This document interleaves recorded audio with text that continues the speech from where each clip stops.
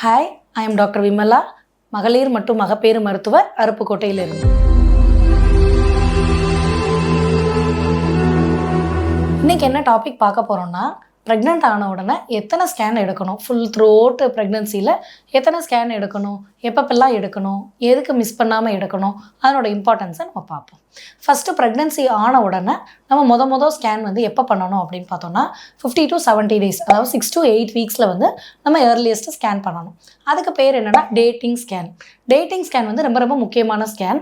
இதை வந்து first time பார்க்குறப்ப எய்தர் அப்டோமன் வழியாக பார்க்கலாம், இல்லைனா டிரான்ஸ்வெஜினல் அடி வழியாக நம்ம டெஸ்ட் பண்ணுவாங்க, அது வழியாக பார்க்கலாம். அதில் என்னென்ன பார்க்கணும் அப்படின்னு பார்த்தோம்னா, ஃபஸ்ட்டு ப்ரெக்னென்சியை கன்ஃபார்ம் பண்ணிக்கலாம்.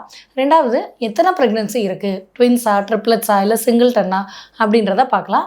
எந்த இடத்துல இருக்குது, யூட்ரஸில் இருக்கா, ஃபெலோப்பியன் டியூப்லெஸில் இருக்கா, இல்லை ஓவரிஸில் இருக்கா அப்படின்றத நம்ம பொசிஷனை கண்டுபிடிச்சிக்கலாம். அப்புறம் அதனோட மெஷர்மெண்ட்ஸ், அதனோட வளர்ச்சி வந்து நம்ம சொல்கிற தேதிக்கும் பேபியோட வளர்ச்சியும் கரெக்டாக இருக்கா அப்படின்றத பார்க்கலாம். அடுத்து டேட்டிங் ஸ்கேன், அந்த வளர்ச்சியை வச்சு நம்ம எக்ஸ்பெக்டட் டேட் ஆஃப் டெலிவரி டேட்டை நம்ம கேல்குலேட் பண்ணலாம். அடுத்து சுற்றியில் இருக்க யூட்ரஸ், அப்புறம் அட்னெக்ஸான்னு சொல்லுவாங்க, டியூப்ஸு, ஓவரிஸ், வேறு எதுவும் கட்டிகள் இருக்கா எல்லாமே நம்ம பார்த்துடலாம். இதுக்கு பேர் டேட்டிங் ஸ்கேன். இது வந்து எப்போ பண்ணணும்னா 6 to 8 வீக்ஸில் நம்ம பண்ணணும். அடுத்து ஃபஸ்ட்டு ஸ்கேனை முடிச்சிட்டோம். அடுத்து நம்ம ஃபாலோஅப்பில் இருப்போம். அடுத்து டாக்டர் சொல்லியிருப்பாங்க 3rd மந்தில் ஒரு ஸ்கேன் பண்ணணும். அதுக்கு பேர் என்னென்னா NT ஸ்கேன். அது ரொம்ப ரொம்ப முக்கியமான ஸ்கேன். அது வந்து டவுன் சிண்ட்ரோம் பேபிக்கு வந்துருமா அப்படின்னு பார்க்குறதுக்குரிய ஸ்க்ரீனிங் ஸ்கேன். அது ரொம்ப ரொம்ப முக்கியம். அது வந்து எப்போ பண்ணணும்னா 11 to 14 வீக்ஸ், அதாவது 11 வீக்ஸ்லேருந்து 13 வீக்ஸ் 6 டேஸில் நம்ம இந்த ஸ்கேன் பண்ணணும். இதில் என்ன பார்ப்பாங்க அப்படின்னா, அதாவது பேபியோட நெக் பகுதியில் இருக்கிற திக்னஸை மெஷர் பண்ணோன்னா நியூக்கல் டிரான்ஸ்லூசன்சின்னு சொல்லுவாங்க. அது வந்து லெஸ் தென் 2 to 2.5 கீழே இருக்கணும். அதுக்கு மேலே இருந்துச்சுன்னா அந்த பேபிக்கு டவுன் சிண்ட்ரோம் வர்றதுக்குரிய ரிஸ்க் ஜாஸ்தி அப்படின்னு கண்டுபிடிக்கலாம். அப்படி கண்டுபிடிச்சிட்டோன்னா நம்ம முதல்லையே வந்து நம்ம அதுக்குரிய மெஷர்மெண்ட்ஸ் இதெல்லாம் மெஷர்ஸை எடுத்து நம்ம தடுக்கலாம். அடுத்து 3வது ஸ்கேன் எப்போ பண்ணணும் அப்படின்னு பார்த்தோன்னா 5th month scan, anomaly scan. அது 18லேருந்து 22 வீக்ஸ் வரைக்கும் நம்ம பண்ணணும்.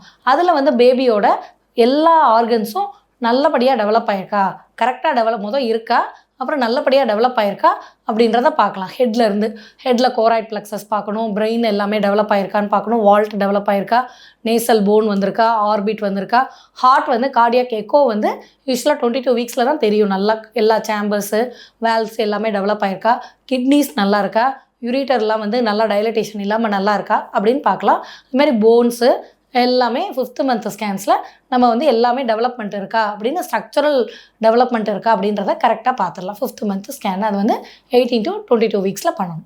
அதுக்கப்புறம் எப்போ ஸ்கேன் பண்ணணும் அப்படின்னு பார்த்தோன்னா, நார்மலாக எந்த வித ரிஸ்க் ஃபேக்டரும் இல்லை, இது முதல் குழந்தை, எந்த வித ரிஸ்க் ஃபேக்டரும் இல்லை, அப் டு டேட்டாக நல்லா இருக்குது அப்படின்னா அடுத்து வந்து 8th மந்தில் பார்த்தா போதும். 32 வீக்ஸில் நம்ம பார்க்கணும் ஸ்கேன். அதுக்கு பேர் வந்து என்னென்னா க்ரோத் ஸ்கேன் அப்படின்னு சொல்லுவாங்க. அந்த க்ரோத் ஸ்கேனில் என்னென்ன பார்க்கணும் அப்படின்னு பார்த்தோம்னா, பேபி வந்து கரெக்டான க்ரோத்தில் வளர்ந்துருக்கா, பிபிடி, அதுக்கப்புறம் ஃபெமரல் லென்த்து, லைக்கர் ஸ்டேட்டஸ், இதெல்லாம் வச்சு பேபி நல்லா க்ரோத் ஆகிருக்கா, அதனோட வெயிட்டுக்கு கரெக்டாக இருக்கா, க்ரோத்துக்கு ஏஜுக்கு கரெக்டாக இருக்கா அப்படின்னு பார்க்குறது வந்து க்ரோத் ஸ்கேன். அது வந்து 32 வீக்ஸில் பண்ணணும். அதுக்கப்புறம் அடுத்த ஸ்கேன் எப்போ பண்ணணும்னா 36 வீக்ஸ் இல்லைன்னா டெலிவரி அப்போ பண்ணணும். ஸோ அதில் வந்து நம்ம என்னென்ன பார்க்கணும் அப்படின்னா, பேபி வந்து என்ன பொசிஷனில் இருக்குது, தலை தான் கீழே இருக்கா இல்லை ப்ரீச் கீழே இருக்கா அப்படின்னு பார்க்கலாம். அதுக்கப்புறம் பிளாசண்டால் பொசிஷன், பிளாசண்டா வந்து எங்கே இருக்குதுன்னு பார்க்கணும். அதுக்கப்புறம் லைக்கர் ஸ்டேட்டஸ், லைக்கர் ஆம்னியோட்டிக் ஃப்ளூயிடோட அமௌண்ட் வந்து எவ்வளோ இருக்குது அப்படின்றத இதெல்லாம் பார்க்கலாம். அப்புறம் அம்பிளிக்கல் கார்டு வந்து கொடி சுற்றி இருக்கா அப்படின்றது எல்லா டீட்டெயில்ஸும் நம்ம அதில் டேர்ம் ஸ்கேன் கடைசி ஸ்கேனில் பார்க்கலாம்.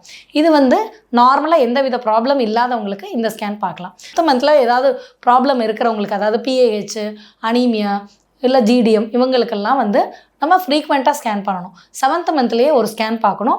பார்த்துட்டு அது க்ரோத் ஸ்கேனில் வந்து க்ரோத் கரெக்டாக இருக்கா அப்படின்னு பார்க்கணும். சப்போஸ் க்ரோத் டிலேயாக இருந்துச்சுன்னா மந்த்லி ஸ்கேன் பார்க்கணும். 7th மந்தில் பார்க்கணும்.